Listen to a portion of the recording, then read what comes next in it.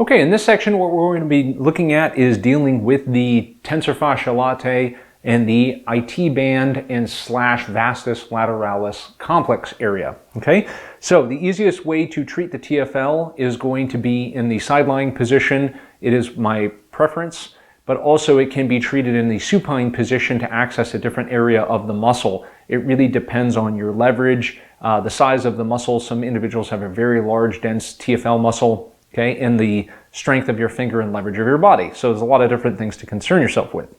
So in the side-lying position though, it's going to allow us access to a big chunk that was not able to be treated in the supine position of the quadriceps muscle, which is the vastus lateralis. Now a lot of people think that they're oftentimes treating the IT band, which is debatable. I think for the most part what we're dealing with is treating the vastus lateralis, as it's quite tender and it's overworked, okay? And we're going to be accessing the TFL muscle. So we're going to start with the side-lying position. One of the things I highly recommend, so that it's oftentimes uncomfortable to have your knees making contact, is to lift up and place some kind of a bolster between the knees. Now in this position, you have to be mindful if the client does have a lot of restriction in adduction and internal rotation, you may need to place a number of bolsters between their knees to get them to a level of comfort. Okay? Some people, this might cause their lower back to hurt when their legs are too close together, okay, because they lack adduction and internal rotation. You know, in other cases where an individual might have osteoarthritis of the hip as well. So just something to be mindful of. Now, this is a very straightforward routine, much like the quadriceps. Okay, what we're going to be doing is working the tissue, especially in the vastus lateralis, superior to inferior and inferior to superior. Okay, glides can be done specifically into the tissue as well, although generally I find, as far as effective treatment goes, general elbow glides seem to work best at a high volume. So normally we will oftentimes treat with 5 glides in each direction. In this case, double or even triple that amount, and sometimes even more, can be highly effective for treating this muscle. And some individuals with a lot of tension in the vastus lateralis, when I really needed to get blood flow into the area and calm it down, I've gone as high as 50-60 repetitions per glide. Okay, so the more blood you pump in there, the tissue starts to become more malleable, and it oftentimes reduces tenderness and is quite effective. Okay, so what we're going to do is just start with a good amount of lubrication up this area, okay, because we want to cover it, do a good job. All right, now from here, just because of simplicity, okay, where I am in front of the camera, what I'm going to do is I'm going to start in a superior direction. I'm going to locate the top aspect of the femur in the trochanter region, and I'm going to drop just inferior to it to begin my work. Okay, so from here, I'm just going to push down and glide all the way down toward the knee. And again, always, we want to be a little bit lighter as we get down toward the knee. Okay, repeating our glides. Just inferior to the top of the femur there, gliding all the way down, tracking it, and we're going to be working right on top of that vastus lateralis. Okay. For demo purposes, again, I'm going to do about 5 glides, okay, but we can certainly do much more than that. All right. Now, the muscle is going to go slightly past the midline, so from here, I started straight on, I'm going to go slightly posterior, and I'm going to repeat that gliding. Okay, and we're going to be right in the edge of moving toward that bicep femoris, that's the hamstring, okay, which is fine, and we want to be very thorough with our treatment.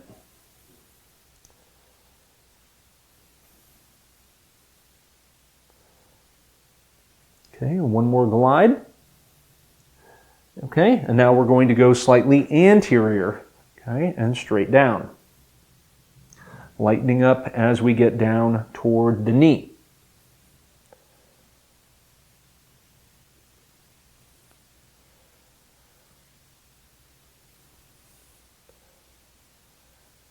Okay, here's the last one. And then I'm going to walk around the table here and I'm going to be gliding in an inferior to superior direction. Okay, so I'm going to start right on top and glide all the way up.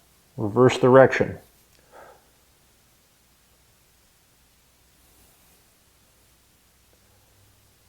As far as techniques go, this is pretty much the most straightforward area and easy area to treat in the body. Just a big chunk of muscle that we can do a lot of glides on. So I'm going to move slightly posterior, angle my elbow, okay, scooping up,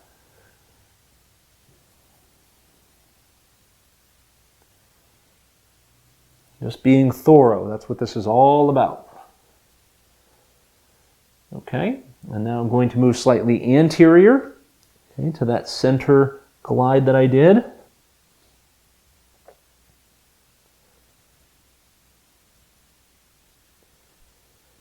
This is a great complement to our quadricep routine. Okay, I'm going to do one more glide here. And there we go.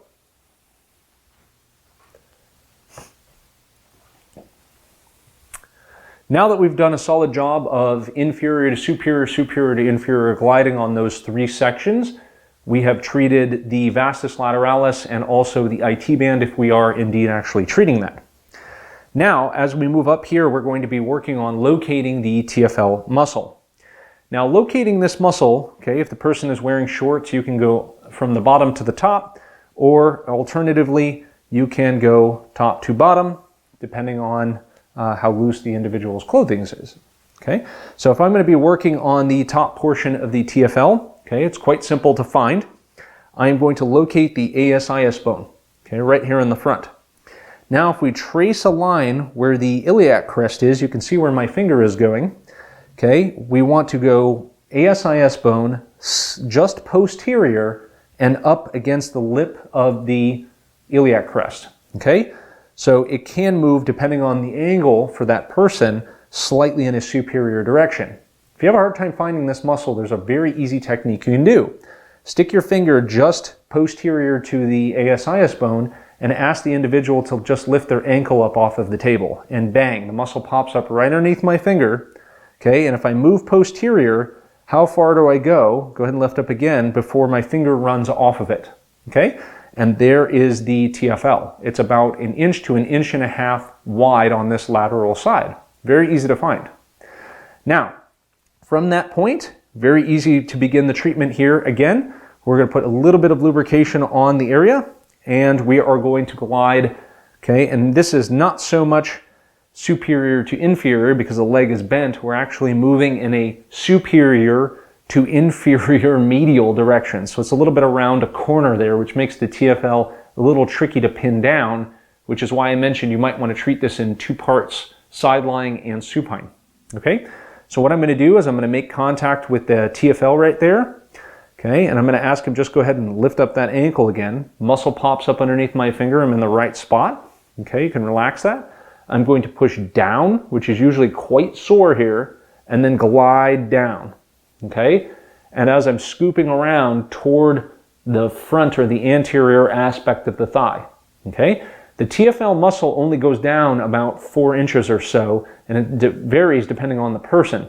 If you don't know where you're at or how far to go down, once you land on top of the femur down here, you can ask the person to rotate again, okay, and feel the muscle pop up, okay, and you'll feel that it starts to thin out about 3-4 inches down the leg, okay? And we'll have treated a good chunk of this when we were doing our supine quadricep routine as well, so don't worry about it if you don't get exactly to that insertion point, okay? So I'm starting up at the top, gliding down, I'm going to get 5 repetitions as usual. Okay, repositioning my thumbs, and I can easily glide right underneath the shorts, okay? So this is not a problem to access this when somebody is clothed, okay? If the person is ticklish, you might have to go quite a bit slower, okay, to avoid stimulating them too much with that, making them laugh. It's harder to relax. And if I can, I'm going to keep moving medially here, a little bit at a time to try and curve my way around that anterior aspect, okay, of the femur. Now, for demo purposes here too, if you can see this, what I'm doing is I'm just placing my finger just inferior to the ASIS bone, okay? And then I'm using my other hand to push down so I get a little bit of leverage on the TFL, okay? And then I can get my 5 repetitions. Okay, 4 and 5, okay? Now, from this point, we can administer our cross fiber work. So start again finding your ASIS, okay, moving slightly posterior, so we're right on top of it.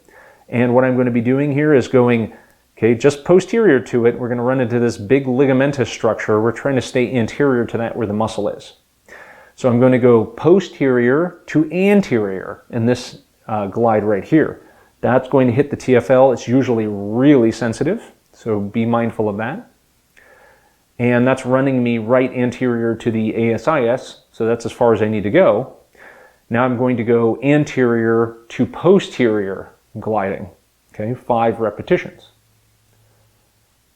Okay, now I'm going to move inferior and slightly medial because that's where the muscle's going around on top of the anterior aspect of the thigh. And again, lateral to medial, 5 repetitions. Okay, and medial to lateral, 5 repetitions. Okay, one more glide here because that's about as far as his TFL is going. Okay, lateral to medial, 5 glides. And medial to lateral, 5 glides. Okay, so that pretty much covers as far as we need to treat in this position for the TFL as a specific routine. We worked from gliding from a superior to inferior, and we got about 2 columns out of that. And then we came back and we did our cross fiber, okay? Medial to lateral, lateral to medial, in this case was posterior to anterior because we're moving in an anterior direction. But the muscle is not very wide, okay? But it does go down about 3-4 inches onto the leg depending on the person, okay? So in this, from the superior to, or the inferior to superior glides, we should have covered this with our elbow on the quadricep routine, okay? And with our rectus femoris as we worked up toward the ASIS bone. Okay, if we move slightly laterally, we would access another piece of the TFL as well. So there are many opportunities to treat the TFL.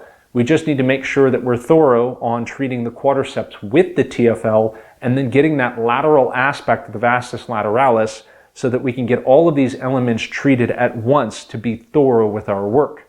Okay, now one more point to make here is if you find that the TFL is quite sensitive, all right, especially in situations where there might be hip pain and or low back pain, it might be a very good idea after you have thoroughly treated the muscle with the quadriceps and so forth to come back and do ischemic compression on the area to further desensitize it and reduce threat and guarding.